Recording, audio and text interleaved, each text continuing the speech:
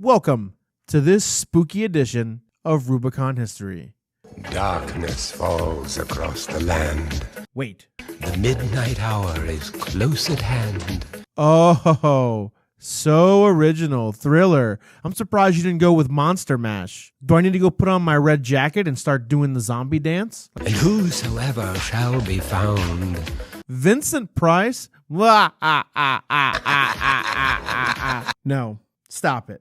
Remember in Edward Scissorhands when he was the creator of Edward and he died?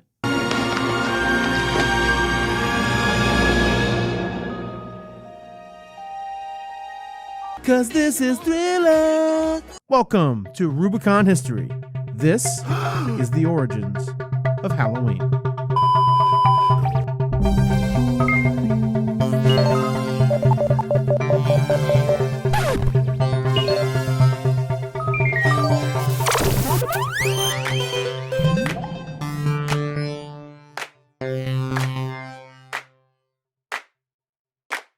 Halloween has become an $8 billion industry, celebrated by over 170 million people a year.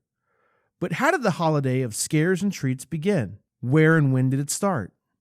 And how has it changed over time? To answer this, we have to hop into the DeLorean and travel over 2,000 years in the past.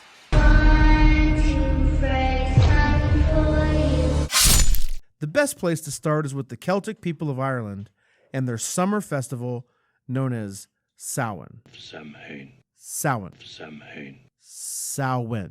Samhain. No, Dr. Loomis, it's pronounced Samhain. Samhain. Samhain. You know what? Forget it. We're moving on. The Celtic people celebrated their new year on November 1st, which signaled the start of winter.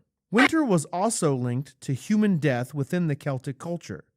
And they believed that the night before the start of winter, that a doorway between the world of the living and that of the dead would open, allowing spirits and ghosts to roam freely amongst the living.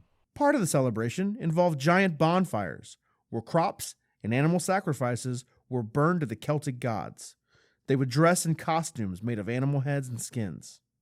Animal heads? Samhain. Okay, Dr. Loomis, we get it. I think that's enough now. It's time for you to go. Early folklore began to use bats as signs of terrible omens to come. I'm Batman. No, not that kind of bat. Yikes.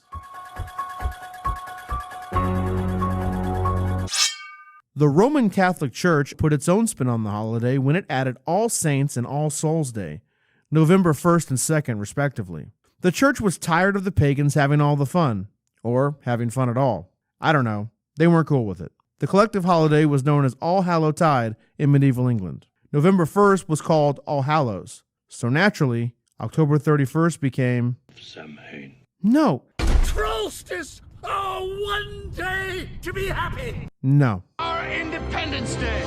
No. Seriously? It's not even close to being the same holiday. October 31st became All Hallows Eve. Not Samhain, not Independence Day, All Hallows Eve. England and Ireland kept the tradition of dressing up going and would even put food and gifts out for the walking spirits to enjoy, probably in hopes they wouldn't possess them or their home, or, kill them. Hi? Man. They engaged in an activity called mumming. It's got Scooby!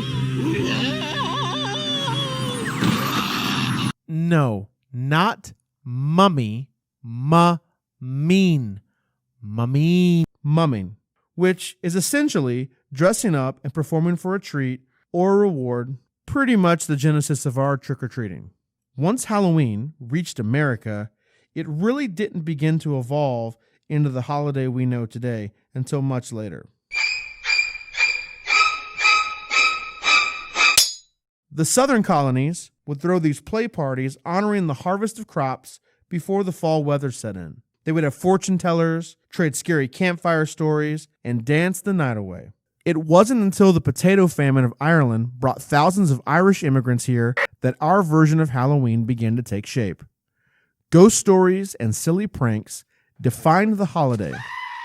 These pranks included everything from tripwires, soaping windows, removing gate fences, pouring out rainwater, collecting barrels and flooding yards, smearing black paint all over houses, or just leaving rotten vegetables and trash on people's front doorstep.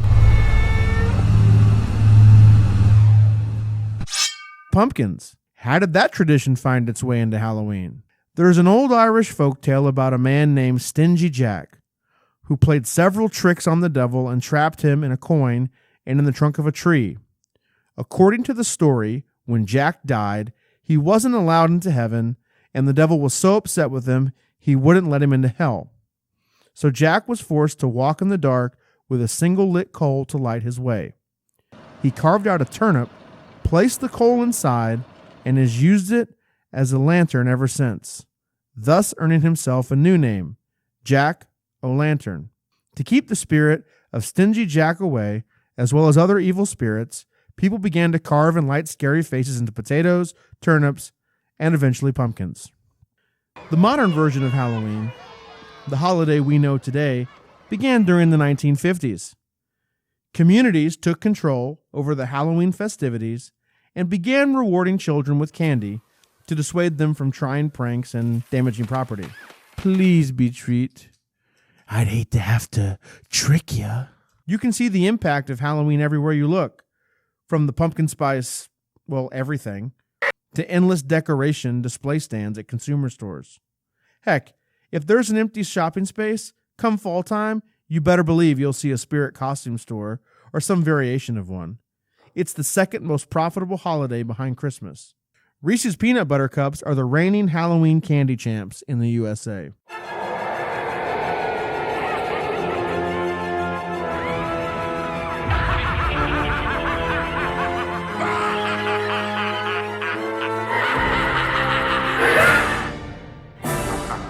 Halloween candy accounts for over $2.5 billion in sales, which ranks it number one among all holidays.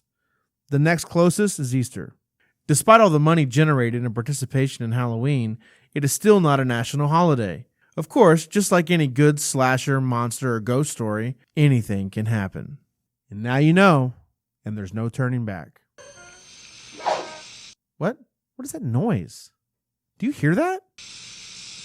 Sounds like rushing air. What? It's time, Michael. Wait, my name is not Michael. Oh, no. No! Samhain.